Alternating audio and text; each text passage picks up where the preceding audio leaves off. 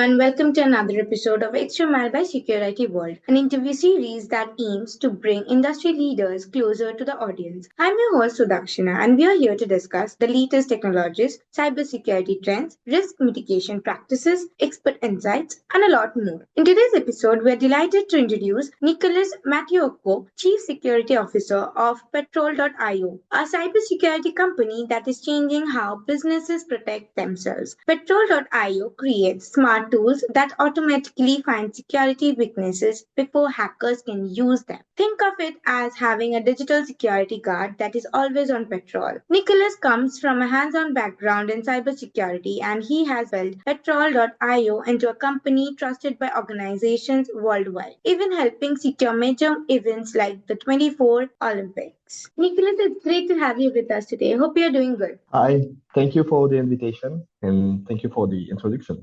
Thank you. Okay, so can you share how your background in cybersecurity led you to found this company and what key experiences shaped your approach? How did that hands-on experience shape Petrol.io's mission to be faster than hacker? I discovered the cybersecurity field in the same time I've discovered the IT and internet world. And it was a classic story. I was chatting on the MSN Messenger stuff with my high school friend. Then he told me by message, okay, stop doing what you're doing right now. Don't touch anything and let me show you. Then my screen was inverted and it started to open my CD-ROM drive remotely. So it was very fun, very exciting, and I knew right away it was fun. I wanted to work in this field. Then I graduated an IT engineering school, and I got a master in cybersecurity. I got my first job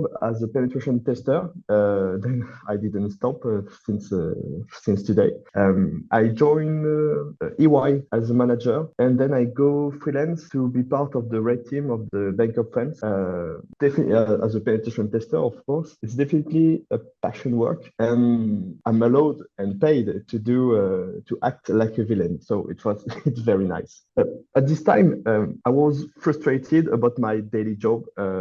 It was recurring penetration testing assessment, weekly assessment, always the same mechanics, and I was very frustrated, and the impact was very limited. But I was conscious that penetration testing is a very valuable approach, and it gives relevant data about your actual risk. But today it's a snapshot on a very limited perimeter, and the ratio between the cost, the time you spend on it, and the risk coverage is not good anymore. And we wanted to change that. I got the opportunity to start my work for automating security operations at the Bank of France, and I met my partner Florent and Vladimir there, and who are also penetration tester, and then we started the Patrol together, and it's a great adventure from day one, and we are very proud to have built a scalable business model and supporting tech. We productified our consulting job, and it's very nice. I can understand this practical experience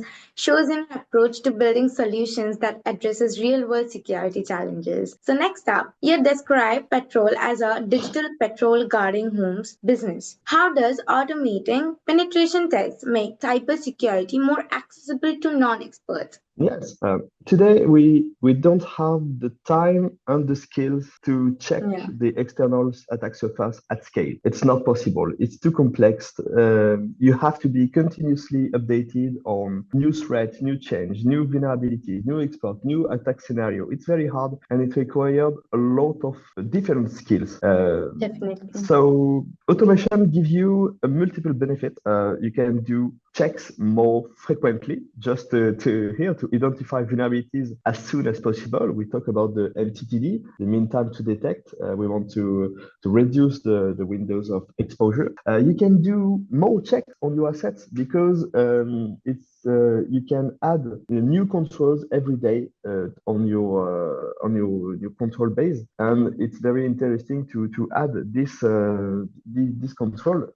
You can do it more efficiently, of course, because you can reduce the low value added task and focus on what matter most, because all the configurations, the settings of your scans and the triage can be automated, and then you use your brain on very complex security cases. And it also automation helps you to achieve compliance and benchmark. And it's very interesting to get the same base of control on the same or the subset of assets to benchmark yourself or against all your entities with the same controls. So by automating data collection and triaging, you can focus on what matter most. And the question is not anymore how to find vulnerabilities, but because we know cybersecurity field know how to find vulnerabilities, but it's how to prioritize and how to treat them, how to remediate them. And this is where we want to focus. You don't need to be expert in detecting vulnerabilities, but you have to work on the remediation. That is really interesting to know about automation. So, Patrol recently secured major funding. How will this accelerate your goal of real time vulnerability remediation, especially after projects like securing the 2024 Olympics? Yes, the 2024 Olympics was a very great opportunity for us because it was in France, it was next to our office, and we wanted to be part of this big event.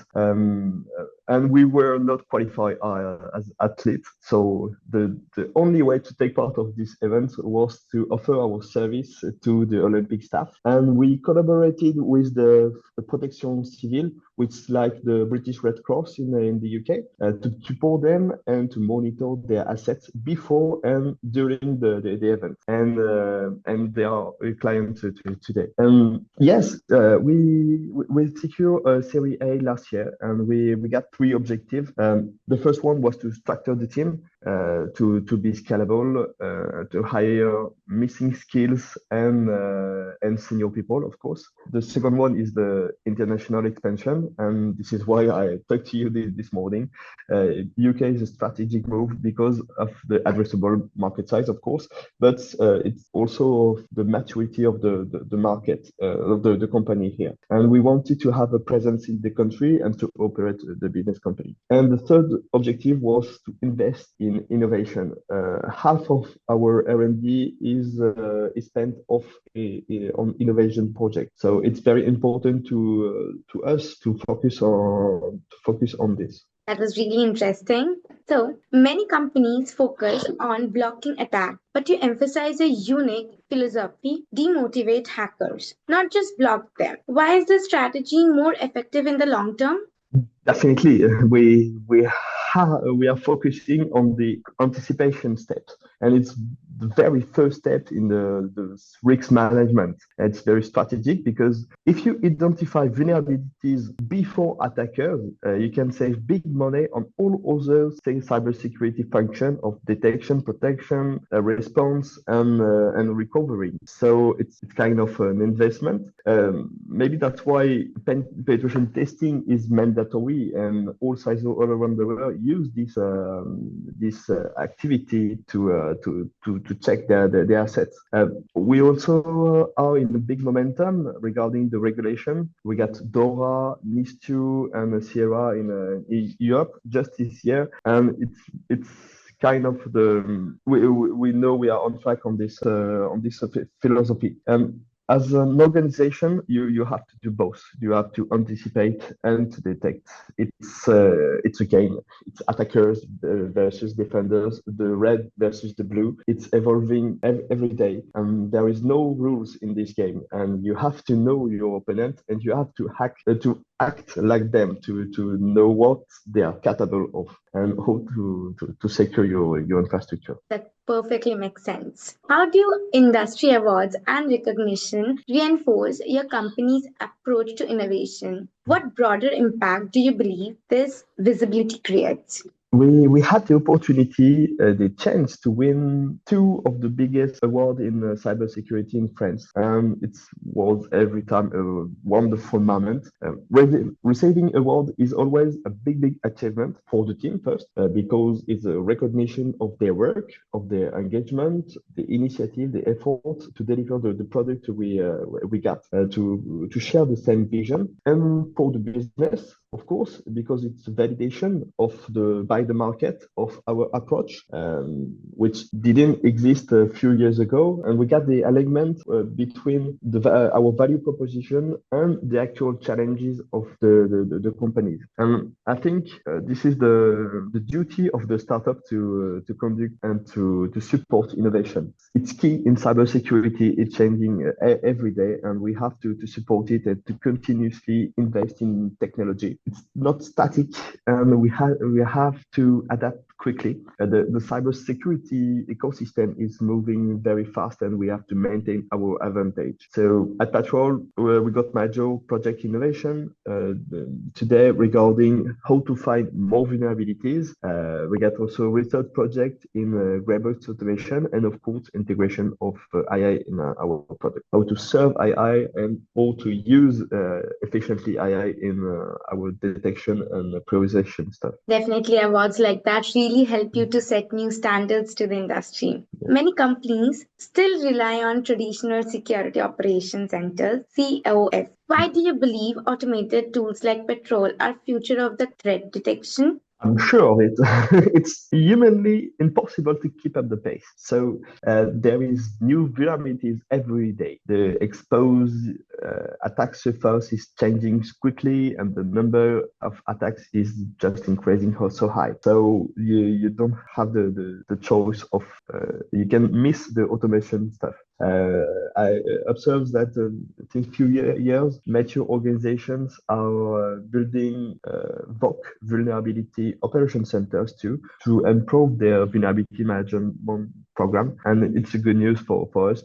By the way, I think there is maybe a catch with automation and stacking a lot of tools, because it may give you continuously a huge amount of events of security alerts, and it can give you the feeling of security because you get the alert, so you know what how it's going on your asset. You can think that you are achieving a certain level of maturity. But the trade-off is to manage this tool and to manage them efficiently and to focus on results. And I think organizations are experiencing the Christmas tree effect because they got a lot of alerts, a lot of unqualified data. And of course, you can focus on prioritizations, but I think we will smoothly move to the consolidated solution. The speed and efficiency advantages are undeniably in today's automation landscape. We have helped hospitals close security gaps. Why is healthcare a prime target for cyber attack? And how does Patrol.io simplify compliance like SOC2 for such critical sectors? Let's take the cap of an attacker. Hospital have very sensitive data to manage. They have critical impact because at the end of the day, we talk about human beings, and this is the impact of humans. It's not a computer or an application or business. No, we are talking about human. It's very change your mind. Hospitals are also very extended attack surface exposed on the internet, and they got few people in charge of IT and cybersecurity in this kind of organization. They also have restricted budget. So attackers are not so ethical, and they want quick returns of their investment. It's an easy target, and setting aside the moral, the ethical considerations, all flags are green to engage the attack. So with Patrol, we are able to completely manage manage their external exposure, and to continuously manage their risk with few people. There are very few people in hospital, It's easy for them and not time consuming to focus on relevant issues. Definitely protecting sensitive health data is absolutely very important. So, the last and final question. With a passion for offensive security, was there ever another career path you considered, or was hacking always your main interest? Today, I'm experiencing the entrepreneur job, and it's also passionating. It's a big challenge and a huge achievement as today. Then to talk to you today. I wanted to be an airplane pilot, but hacking was always my main focus. Amazing. That was it, Nicholas. Thank you so much, Nicholas, for sharing your insights today. Petrol IO's work is truly making the digital world safer, and your perspective is invaluable to us. Thank you very much. Thank you. Have a good day. Same to you. Thank you everyone for tuning in to this episode of Extra Mile by Security World. I'm your host Sudhakshina, signing off for today. Stay tuned for more insightful episodes with industry leaders. Till then, stay tuned.